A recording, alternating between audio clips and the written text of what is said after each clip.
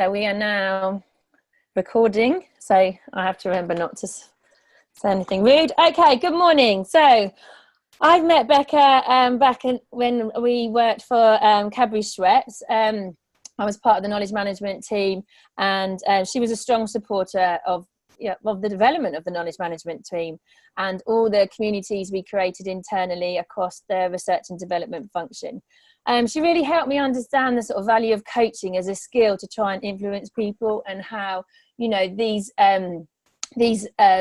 personal skills can really help you get, you know, the projects and the activities really embedded and influencing and changing a culture, particularly with diverse and difficult stakeholders. So I'm so pleased you can spare the time, because of all the conversations I have with people, you know, they have roadblocks from different people, or they have challenging to get more resource done with fewer people. So I just felt, you know, if you haven't spent any time learning about coaching, this would be a really valuable skill to both knowledge and community managers. So welcome, Bekka, and I'll hand over to you. Thank you for joining us today. Well, thank you so much for inviting me. I'm excited to be here. I love to talk about coaching, but I do have a clock running so I can keep to time because I could talk about this kind of thing forever. I think coaching is a set of skills that can and tools that can really unlock a large number of situations for lots of people, and my hope for today is that we can do that for you as you work to become valued business partners in what you do. There's a huge amount of potential to unlock value through your roles. Now, Nancy made me put this in, so I have to remember to talk about myself rather than go straight into the topic. So, as she said, we met rather a long time ago now, when we both worked at Cadbury Schweppes. Before then, I'd had a large number of line management, leadership and coaching roles and consulting roles, mostly focused around unlocking the potential in people. I now work for myself as a freelance executive and leadership coach. I work particularly with what I like to call accidental leaders, so people who have ended up in leadership roles, either leading people or leading functions, but that wasn't actually what they wanted to do. They set out to be specialists in what they do, but they now need to work as leaders as well. My particular passions in business are obviously around coaching, about collaborating, about keeping people learning through their whole career. I love working on projects, particularly that messy bit at the beginning where nobody's quite sure what's happening. And I really like making change happen.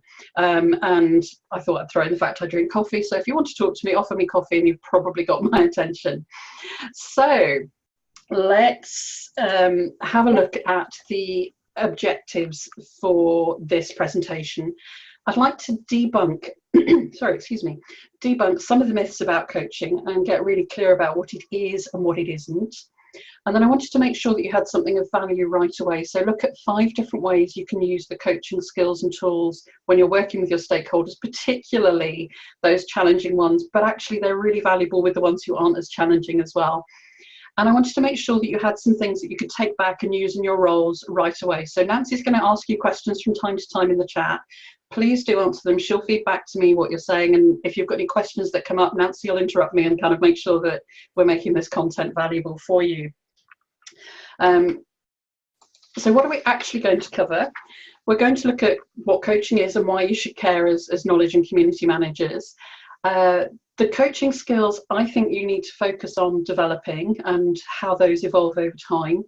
And what are the coaching tools and skills you can use? And I'm a coach, so it would be wrong of me not to leave here having encouraged you to do some action planning so that you actually do something with the knowledge and the learning that you've got from today, rather than just have a lovely lunchtime watching me talk about coaching. I'd really like you to do something with this. So the first question that I hope Nancy's asking at the moment is, how would you define coaching? I'm going to. Have we got any answers coming in? Aha, here we go. No, I'm just doing the poll to begin with. I didn't launch that because I didn't want to interrupt you. But hopefully everyone now can see some questions on your screen. And we just love to know who on the call has had any experience before. So how much coaching have you had? Are you practicing it regularly, daily, not at all? some of the time? And then what's your area of focus? Is it more on community management or knowledge management? I'm just going to give you a couple more seconds to reply, to ask that.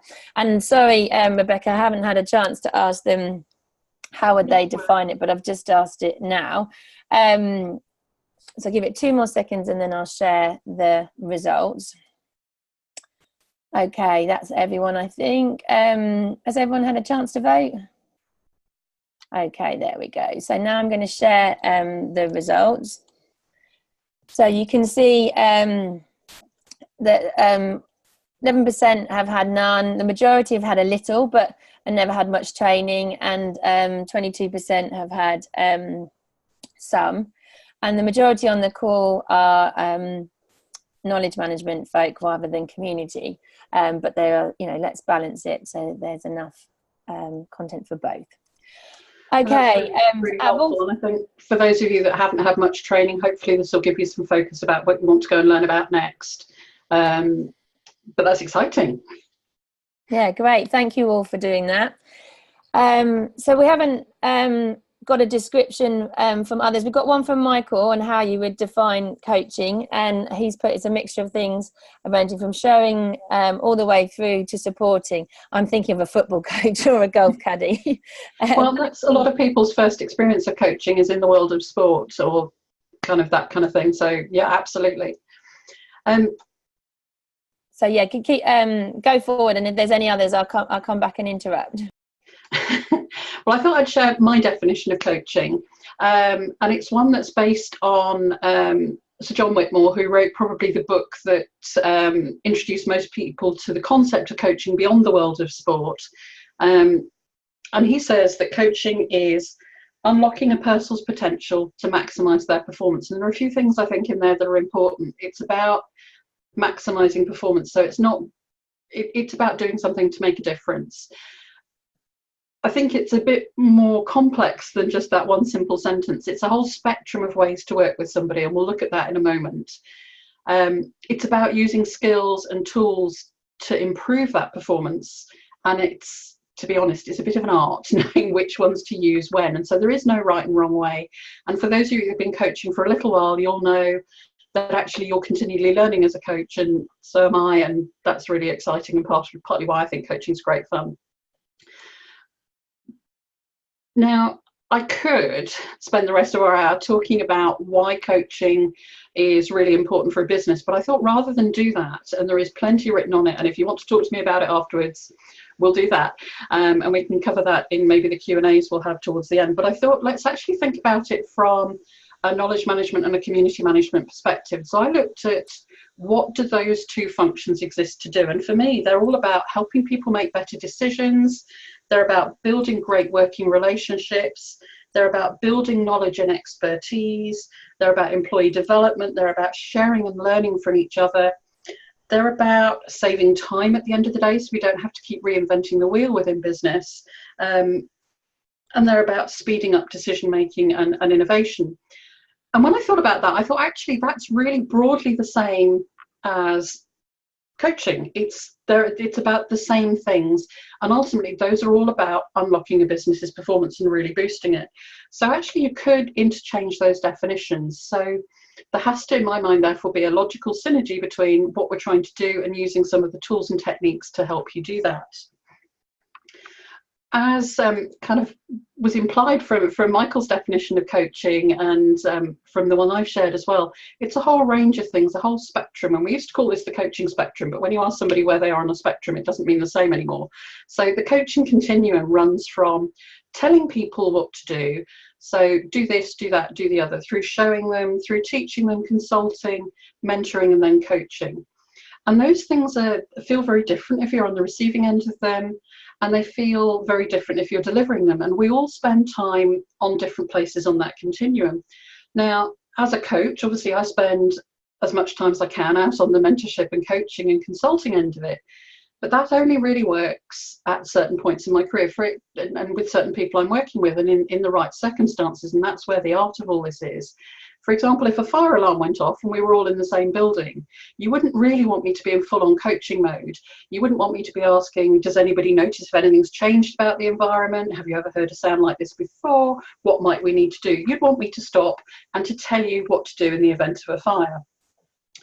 And I think things that change as you move along this coaching continuum is you move from pushing information to pulling information from people. So when somebody doesn't know very much, you need to give them the content for them to make their decisions and perform their job.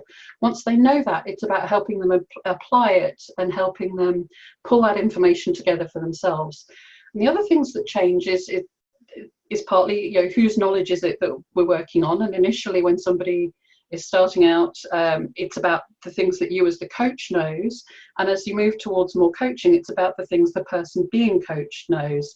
And you also see a switch in whose agenda you're working to when you're in the very tail end of the coaching continuum. So if you think about, if we use the sports analogy, when you're very first learning a sport, as the coach, it'll be about my agenda and teaching you how to play that sport. As you become kind of maybe the world champion in it, I may well not be able to teach you anything about that sport anymore, but I can still help you work around your agenda. So kind of really knowing where to be on that continuum, and as trusted business partners, you'll need to move up and down that continuum, and it'll change based on a number of factors. It'll change based on your skills and experience, the skills and experience of the person you're talking to.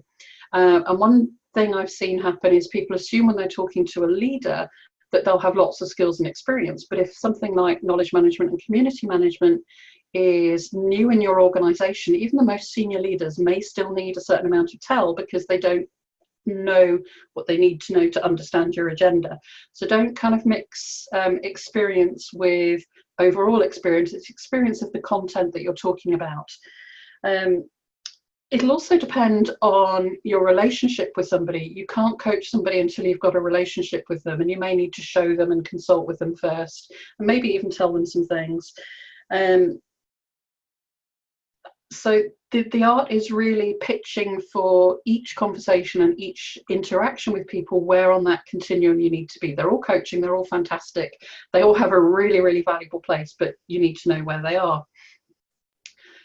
So shall we find out where people are? Yeah, shall I pull back? Let's do another, just to interrupt you 1 second. So we've just got a question here, another poll, to find out where you are with your activities today. Do you find yourself more in the tell and show end of this continuum, or do you find yourself more in the mentor and coach side? It'd be just interesting to get a temperature check before we go into some tips and advice on these, just to see where you are at the moment. So thank you. They all have a really valid place, so there's no wrong answers on them. No, exactly. Just to get a feel for where you are. If you'll get a chance to vote, then we'll close the poll and see the options. And do ask questions at any time in the chat. Okay, let's close the poll and share with the results. So hopefully you can all see. So the majority on the phone today is show. So half of you are focusing on showing your stakeholders or your peers, using that skill. And then there's a few other on the other end, consult, mentor and coach. So thank you for that. Perhaps it's different with different audiences. We'll carry on. I won't interrupt you anymore, Bekka, but we'll carry on. Please do if you need to. And I think absolutely it will be different with different audiences, and depending on what you're doing that day quite often. I'm a lot more in the teach consult mode today than sometimes I am, and a bit more telling than sometimes in terms of sharing the content. So I had then thought, okay, so if as a trusted business partner you want to be able to move up and down this spectrum, what skills are you really going to need to do that? And what differentiates telling through to coaching? And all the skills that I've listed here are really important across the whole continuum. But as you grow each of those skills, you'll find it easier to move out towards the coaching end of the continuum. Being a really great listener, and we're going to dive into that in a little bit more detail in a moment.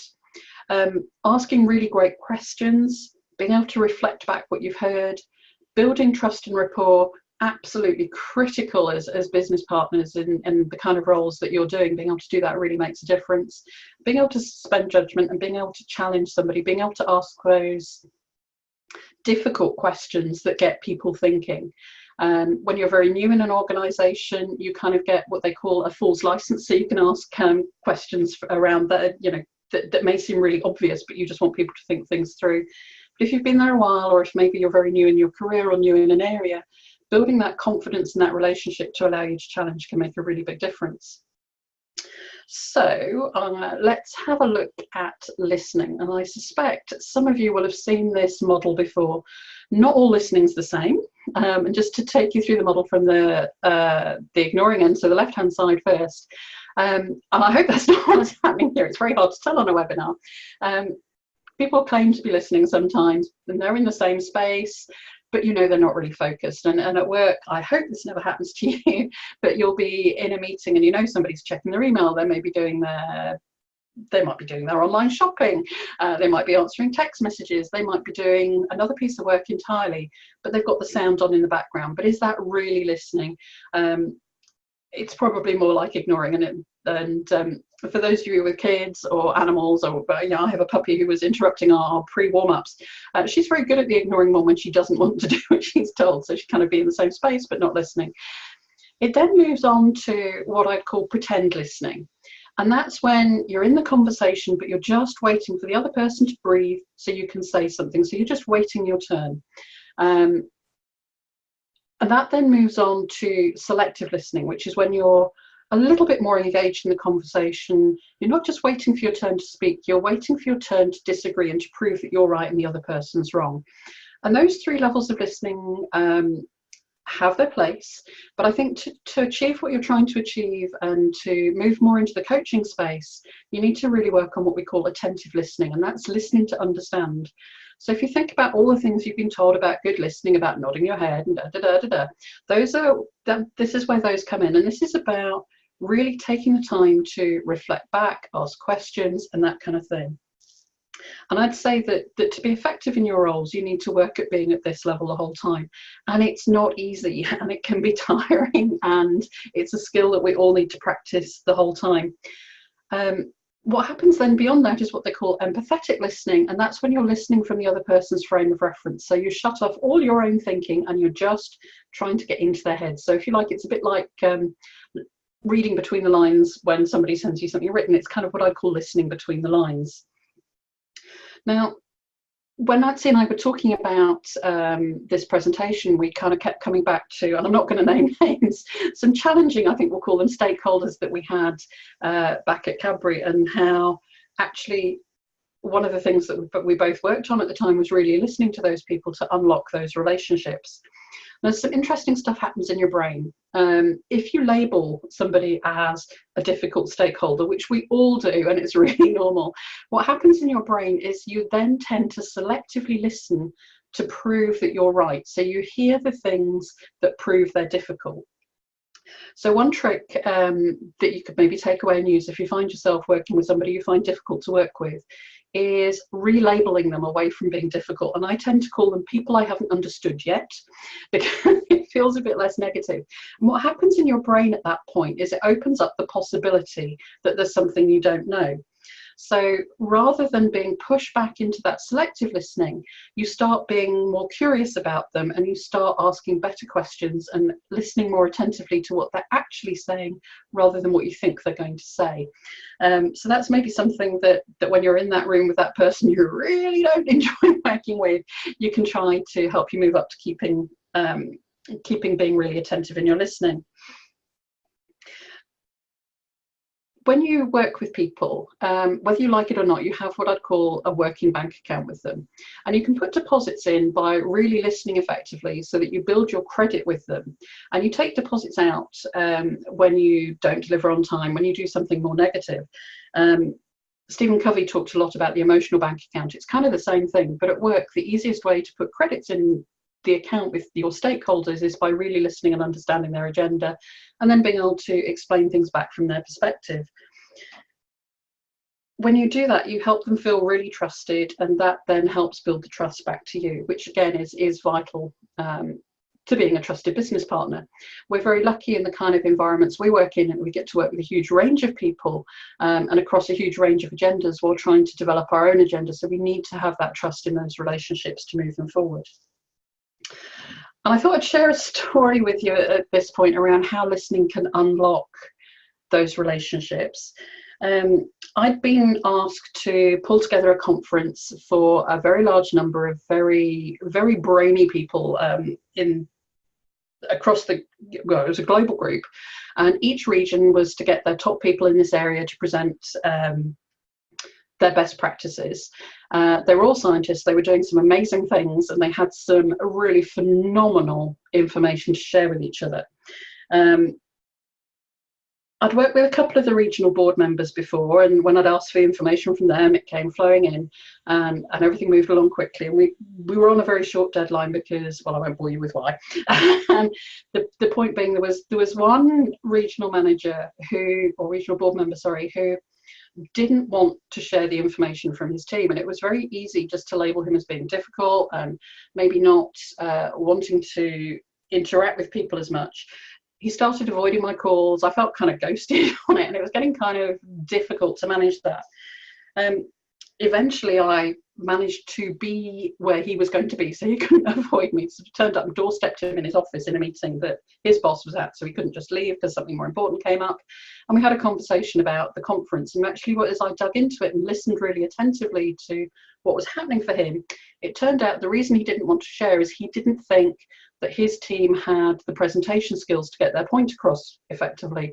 Now, once I knew that, as somebody who's a specialist in helping other people develop their skills, we were able to work on the real issue, which was getting those presentations absolutely swimming. But had I just worked on the facts that I had in front of me that he was being uncooperative, the conversation would have gone very differently. So just using these listening skills alone can really help you in some tricky, potentially tricky situations.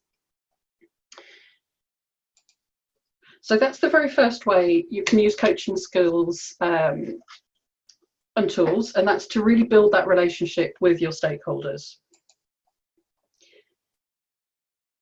We were going to come back to this slide, Nancy. Have we got any? Did we do this poll? Sorry. Hi. Yes. So we've had a couple of answers on the chat, and people agree. Yes, it's different for different audiences. So because they're dealing with platforms, and they're showing a lot of the time the benefits to get people on board. Helen said, it's different between the people that she's peer trying to describe how important it is, and then with a boss, it's just, who wants solutions. It's, it's really telling and sharing those quick wins with them. And then I said, to me, I think it's different for different groups.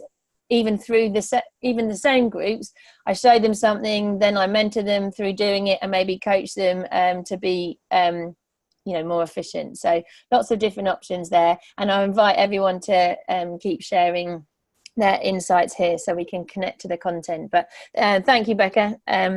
Those are some really great examples as well, and how a group, as you work with them, evolve through the different levels, and how you have to just be comfy moving up and down. Really good examples there, so thank you for sharing those. And I think I'll just continue on by saying, what barriers do they face? Because then when you've gone through the tips, we can have a look and see what challenges people face. But sorry. Absolutely. And if we've got some time at the end, we can see if we can help people through those. So that's the skill I was going to look at with you. And next I wanted to start talking a little bit about tools, because coaching isn't just the skills, and skills are quite hard to share and help you with in this kind of environment. But coaching has a huge number of tools, and I've listed a few of them, and we're going to look at the top 3 of those. But basically the list is endless, and I would also say that your knowledge management and community management tools, things like your after action reviews and your knowledge assets, every interaction you have and every set of things that you do and every tool you use as part of what you are doing gives you the opportunity to coach and develop and unlock the potential in the people you're working with. It's about flipping your approach and remembering to use those coaching skills and to move up that continuum as appropriate. So whizzing through, looking at grow. Now, what was really great is when we asked what was coaching, you didn't all come back and say, well, it's that grow thing, isn't it? A lot of people who've maybe been introduced a little bit to coaching know about the grow model. It was first proposed by John Whitmore, whose quote I gave you earlier, whose definition I gave you earlier. And it's, in a nutshell, it's a series of 4 steps. So what's the goal of this conversation? The reality, what's happening now? What options do we have? What could we do? And what are we going to do next? So if you're working one-on-one with somebody in a session that is labelled a coaching session, it's a great way to structure that conversation. You can also use it to structure meetings. You can structure one-to-ones with it. It's one I tend to use with most conversations with most of my stakeholders. What is it we're trying to get out of our time together? What's the situation now? What could we do? And what are we going to do next? It feels a very natural flow for people. It's great for problem solving, and I have been known frequently, I work mostly on my own, to sit down with a piece of paper and work through the different levels of grow to do that. If you're working with a team and you have to give them feedback, it can be a great way to do that. So, the goal of the conversation is I want to share this piece of feedback with you. The reality is this is what I've observed. This is what we could do about it. How are we going to move forward, being the W for the what next. Small projects, great way of structuring those. And I'm sure you can come up with many, many, many more ways of using it as well. And to let you into a little secret, this presentation was structured using grow as well. So number 2 on our list of 5 is you can use coaching tools to structure your meetings and presentations. I've also put number 3 under the grow model for reviewing your stakeholder map and your relationships. So if we just remember that the G is for goal. So when you're looking at your stakeholder map and your relationships, what do you want that relationship to be? The R, the reality, what's happening for that individual now? How are they feeling about what you do? What are they seeing? What are they experiencing? What matters to them? What's their perspective on it? The O for options, what could you do to change their perspective so that it works for you? And then what are you actually going to do? So if you're either looking at your stakeholder relationships and map on your own or with a team, it can be a good way of structuring that conversation to move through it in an effective and relatively quick way to get to, so what we need to do is, which is the point of reviewing your stakeholder map and your relationships. So there's number 3. The next tool, and I appreciate that I'm rattling through these, so if you have questions, do pop them in the chat and Nancy will either let me know at the end or interrupt me as we go through. I'm going to move on next to a tool called the ladder of inference. Now, I'm going to tell you a little bit of a story with this tool. I'd like you to imagine that you are sitting on an alien planet and one of your colleagues has just come back from visiting Earth for the very, very first time. They come back and they tell you, do you know what? I think we need to blow up the Earth. Now, you might not understand their perspective. If you've been to Earth before, you might have a very different one. Let's just assume that this alien that's come back met, let's say, Adolf Hitler. So their perspective on Earth isn't a particularly great one. But you've been down and you've met, let's say, Mother Teresa. So your perspective is actually Earth is full of really great people. Why would we do that? Well, the analogy is in a lot of conversations in the workplace, people have very different perspectives on the same information. So this model helps you unpick that. So in the story, this little blue circle here would be what people learn about Earth. And on the top of one ladder, you've got yourself, and the other, you've got the alien, your fellow alien who went down and thought we should blow up the Earth. So the actions that we want to take based on the data that we have are very different. I'm thinking I want to nurture Earth, it's full of great people. They're thinking they want to blow it up. And you then step down, or you can step down through beliefs, conclusions, assumptions, your interpretation, selection, and observations to work out where those 2 ladders went apart. Now, we know in this story that what we're observing were 2 very different people. So we've selected bits of data, we've interpreted it differently. We'll have made individual assumptions. We're all different. We will have made different assumptions. We've drawn conclusions. We've fed those through our belief system, and we know what actions we want to take. So if you think about, there are probably lots of ideas coming into your mind for things that have happened at work where you've been having a disagreement with people about what should happen next. For example, as knowledge managers, you know the power of sharing that knowledge with people. But if you're working with somebody whose actions aren't supporting that, it may be that one of their beliefs has been that actually you shouldn't share what you know because that's how you get ahead in business. Now, as knowledge managers, you know that's not right, but then you need to just understand and unearth what those are. And you can do that by asking really great questions. Things like, what leads you to think that? Tell me a bit more about. So very nice, neutral questions that get them to explain to you how they got to their position, which is leading to the actions that you're seeing them take. So the fourth tip I wanted to share was that you can use coaching skills to really understand your stakeholders' position. Now, I appreciate that I'm rattling through this, and sometimes you need to spend a bit more time looking at each of these tools, but do just shout up and we can do that if we have time at the end. I want to move on to probably the tool I use most with my stakeholders, and I wanted to spend a little bit more time on this one. And it's called Structure of a Problem, or it was also known in Cadbury's as SOAP, because it'll help you wash away a problem. So if you're in a situation where you're feeling or the people you're working with are feeling stuck, and you've reached we just don't know how to move forward kind of point, which I'm sure as you've worked with your stakeholders, you've been in those kind of situations. This tool is great if you're working with a group of people or with an individual, or again, you can do it for yourself. So either working within your team or with a stakeholder group, you've probably been in those meetings where you think, hang on, nobody can see a way forward. We need to work out how to do this together. And this tool, or this structure for a conversation, is really, really helpful. You start by describing where we are now, and it's kind of characterized by that unhappy face. So what can we see? What can we hear? What are we feeling? What's happening right now? What you then do is you describe, where do we need to go? So what's a great outcome from this? What would we be seeing? What would we be hearing? What would we be feeling? What would be happening around if things were going really well and we didn't have this problem? Now, one top tip, if you're running with this with a group, actually physically moving from one side of the room to another can help unlock people's thinking. What happens next in the model is you look at what's in the way. And the way to think of these are like little bricks, and they've built a wall, and sometimes it's deeper in some places than it is in others, but it's made up of a series of bricks. And what you'd then do is, using a post-it note ideally, or a piece of card, or whatever, or just a piece of paper, you'd write down on one on each sheet, what are the things that are in the way. So you'd physically build that wall, either on the floor or on the table or on the flip chart, or just on a piece of paper in front of you. What's in the way?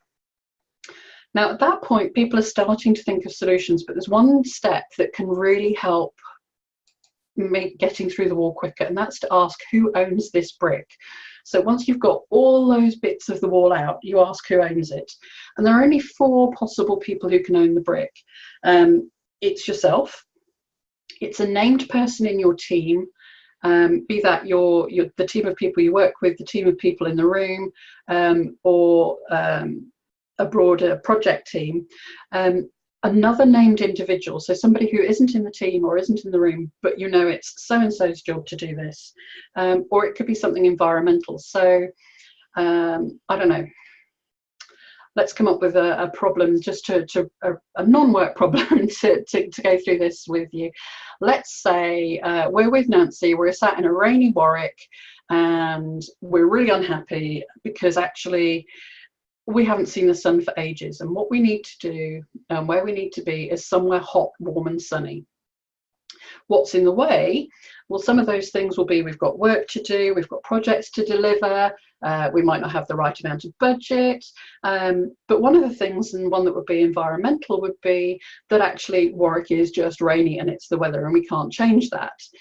So the environmental things are things that you really can't change. So what you then do is go through each of those things and work out who owns them, and then move into action planning with them. So that's the third tool I wanted to share with you, and you can use these tools to help them solve their problems. And if we think back to building that trusted relationship with people, helping them solve their problems means you're more likely to be invited to the table to talk about what it is you need to talk about, and to help them see how using the solutions that you have can help them unlock their problems. I'm hoping that all makes sense. Nancy asked a little while ago what barriers you saw to stopping you using more coaching skills and techniques. I think we might need to go, were there any questions about what I've just whistled through first? Well, I'll invite any questions now from those 5 models that you've just shared, because I'm sure people are digesting what you've just shared. But yeah, going back to the question that I asked about barriers, there were a couple shared. So it sounds like, you know, moving from telling people to getting them to do something differently, so that they really connect to what they've been told about and actually make that happen. So there's a couple of people at that sort of stage of the journey where, you know, they're aware of, awareness is high, but now we've got to move that they actually need to do something. And how do we move through those things fast when we're not seeing them every day, and we haven't got a chance necessarily to build strong relationships? And then the other one was maybe just having the confidence to put some of these models in practice. How do we move forward to trying this with a, you know, with a group first, or what would you recommend to do in which order with those sort of scenarios? Okay. Did we have any questions before I move on to those? Not specifically, no, not on any of the models so far. Good. Phew. So the barriers were more about making this happen faster, moving to the next level when you haven't got a chance, and giving the confidence to do that, really. Success stories, anecdote, I don't know, anything you can add. Well, let's go back. I sort of jumbled that a bit, but no, that's fine. I think generally for the kind of things you're talking about, if we look at the how and where do I start with all of these question, which would be my summary of what I think one of those questions is. With each group, I'd have a look at, I'd use this tool and make a list of and describe on paper for yourself where you are now with your skills and with your relationship with those people, where you need it to be, and then all the different things that are getting in the way. And then my advice is to pick the bricks that move most easily. Don't pick the really difficult ones, pick the easy ones, get some quick wins. So if one of the blocks is I'm not very confident doing this, there's only one way to build confidence, and that's to try it. Maybe get a coach to help you, maybe have a colleague who's in a similar situation and pair up and talk about it before, role play it with them, and then go ahead and just try it. If you're moving along from tell to show, then starting to introduce a few questions from the next step up would be a really great way. So maybe I'm very confident showing you this tool, but I'm not very confident asking you about it and what you already know. Then just starting each conversation with, what do you want out of this? What do you know now? How can I help you get there? And then moving into show mode will just start turning that relationship around a little bit more. I think overall my advice is to play with it and try it. There is no one perfect answer with coaching. And I know when I worked with a lot of scientists and a lot of IT folks back in Cadbury, because they were the two populations I worked with most, the thing they found hardest about all of this was it's not do this, get that. It's a lot more of an art than that, and you have to try different things. And just play with it a little bit, try doing it one day. If it doesn't work, then stop afterwards, reflect what did work and what do I need to do more of and what do I need to change. An easy skill to start practicing is listening, and that's why I picked that one for this. And listening without knowing the answer already.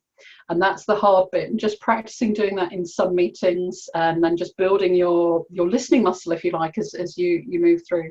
Yeah, Might be bricks to knock off first, and as you start understanding what it is your stakeholders need more, it's easier then to go in and ask them questions that help move you towards the coaching end of the spectrum.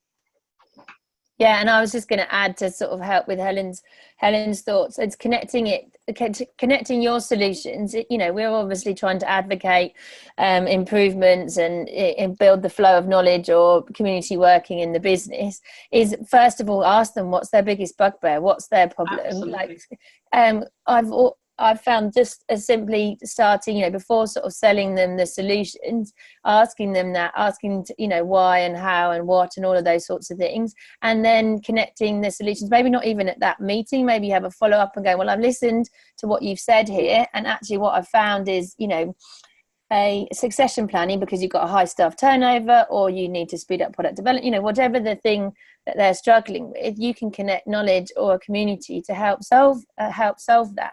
And that really helps, rather than I think as individuals we go into promotion mode, but actually the connection mode, it should come first. So this is where the coaching and listening and growing and all the skills that we've heard this afternoon can really help us connect then to the audience with our ideas, and the more they connect with them, the more they're likely to deliver on them.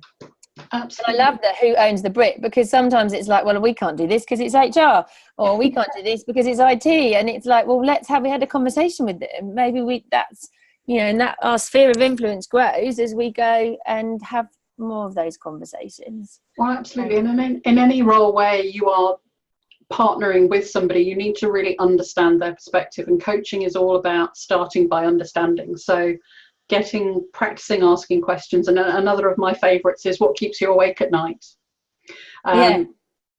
If you're working with them in the business context, it's what are you expected to deliver this year, and how can I help you? And it's the more you can explain it through their agenda, the easier it is for them to say yes and to take on board what it is you're trying to get them to do. There are very few businesses who don't need what you guys offer. It's about them understanding the benefit it can bring. It's the same with coaching, and it goes back to those, you know, is it that we're too slow at doing things? Is it we need to make better decisions? Is it that we're being measured on growth? Is it that we're being measured on employee retention? All those things, you have tools in your back pocket that can really unlock those for people, and it's exciting when it does. And if you can find that person who's difficult and turn them into a raging advocate, brilliant, because actually you'll have a much bigger impact more quickly. Yeah, I do. That's where I love it, when you've had the person, I mean, a physical event may be arms folded and, you know, I'm not going to partake in any of those activities, to the person who's then role modeling and advocating and, you know, is the biggest champion on those activities. It's when they then say, well, have you talked to Nancy? Have you checked this with? Yes, I've gotten there. The guy I was telling you about, advocating newbies or something, and then you're like, yay. But yeah, no, so yeah, I love all of these models, and it's reminded me what things I should try. And sometimes you forget when you're dealing with a difficult stakeholder, you're like, oh, actually, if I break it down into some simple questioning, maybe I can move forward here. So I appreciate that. I've just asked, before we conclude, what of these 5 tools for improving coaching are you going to try, and why? Just to hear what resonated with the group, which ones they're going to try. And for me, on the confidence thing, I think that's, rather than saying this is a new way of working, maybe try it with a couple of people first, using the questions that you've suggested, and then see if they feel comfortable doing that. I'm going to get them to do it then more widely, but maybe it's like you know, baby step first with the new model, and then see if we can apply it to all of them. Yeah, and I'd pick one thing and do one thing and then move it forward. I wouldn't try and do all the things to all the people. Yeah. So focus on one thing at a time, get it right, move on to the next thing. And remember, it's not about being a coach, it's about using some of the things that coaches use. So it's not about stopping being a great knowledge manager or community manager. Those things are really vital too. It's about building your skill bank, and tools that you can use to really help you with your agenda. And there's just a couple of comments before we finish. So for Michael, it's like building relationships, structuring meetings, reviewing those, and growing them, understanding them from the stakeholders' position, and that's been echoed by Clive as well. That as ever, it's always understanding the stakeholders' perspective is key, and helping them solve the problems so that they. Absolutely. So it becomes coaching as facilitate. Hang on, I'm just move away from the problem space more than directing them into a better way of working. Yes. That's well said.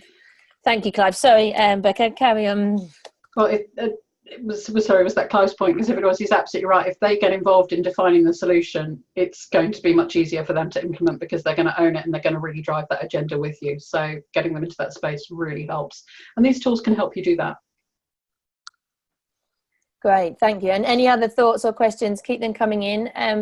But back to you, Bekka. So we've kind of covered the barriers. So just to sort of sum up, and I think we've probably done that across the way, that it's a whole spectrum of things you can do to unlock somebody's potential and performance through building that relationship. They can help you in any role where you're working with stakeholders.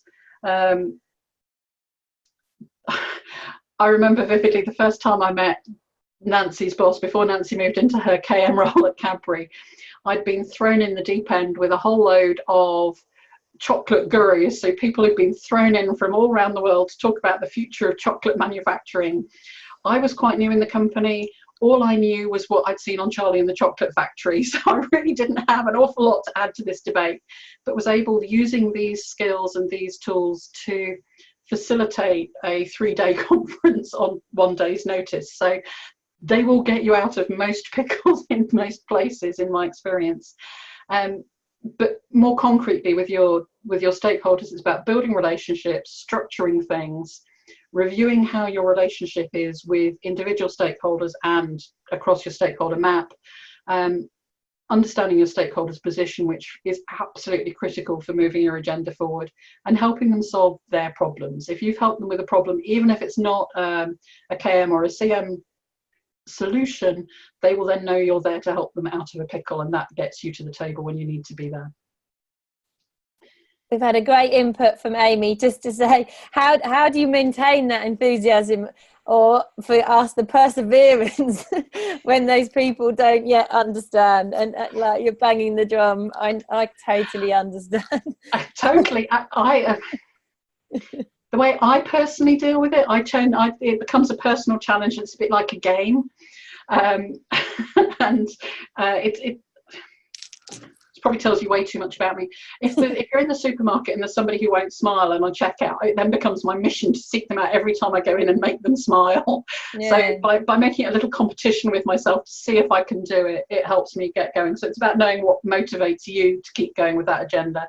And I suspect, because you're all on this call, you are passionate about your agenda. So lean into that and make sure you spend time with groups like this who get what you do, because it can be lonely in an organisation when you're the only one banging the KM or the CM drum. So connecting with other people who get the agenda and can go, no, you are right, this does matter, is really, really important. And I think that's where what Nancy and Michael are doing is really, really important. Yeah, and just to say, from my experience, it's not very often that I have a roadblock that is not something that I can manage.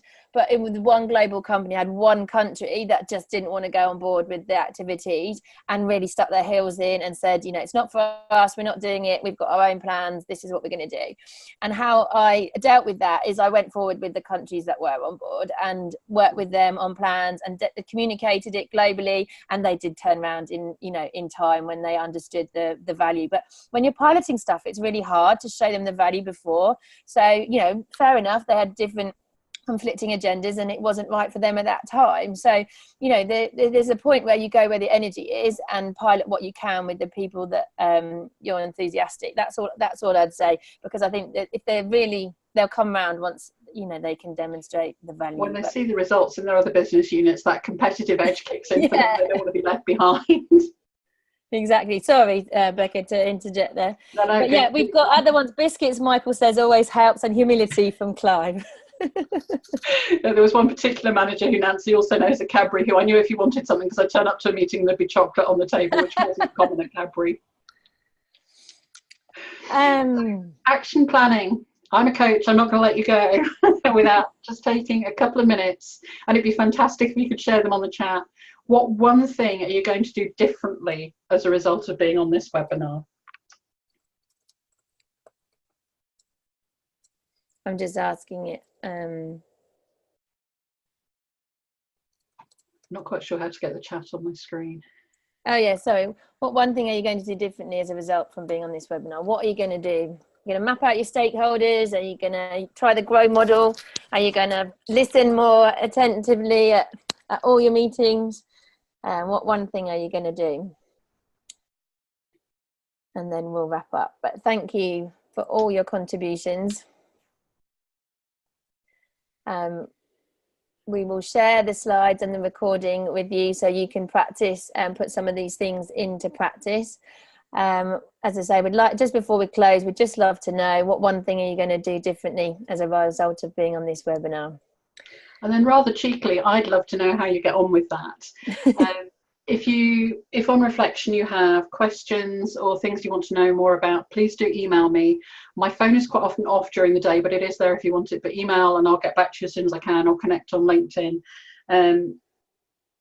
So if there are things you want to know more about, reach out and ask. My passion is getting people doing this stuff, so do ask.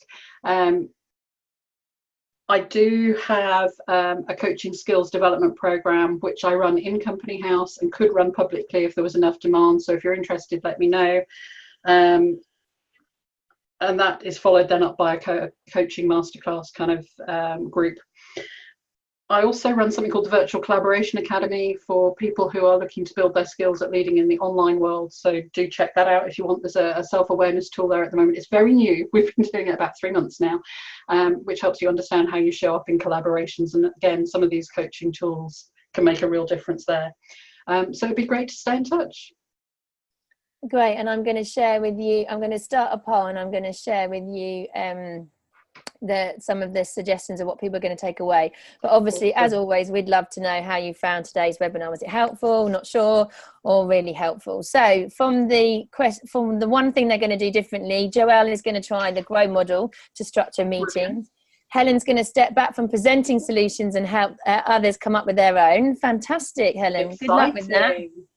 Joanne is going to support to reach the solution instead of trying to solutionize for them. Help them find those solutions, what's going to work for them. Brilliant. And Clive, remember the continuum, and use it as a reference point when considering stakeholders' needs in the future. Definitely.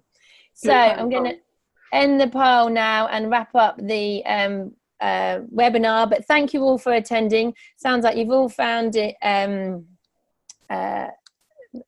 useful today. If you do have any feedback, do let us know, and we're always open. As we're practicing knowledge and community managers, we want to learn from doing continually, so all feedback gratefully received. We hope to see as many of you for drinks next month, and then we've got more webinars and things lined up for next year. So keep connected, and I hope will help all of you be more effective and efficient at what you're doing. So thank you, Bekka, for just giving up your time preparing this presentation. I think it's been incredibly valuable. Any other questions for Bekka before we close? I just want to say thank you all so much for having me. It's been fun. Yeah, as I say, I think we don't invest in these sort of skills enough. That's why I reached out to you, because but these sometimes can be the difference in our plans. So, well, plans being implemented and supported and so forth. So, if there's nothing else for today, thank you everyone. Continue the discussion on the group, and we look forward to seeing you all again soon. Thanks, everyone. Bye-bye.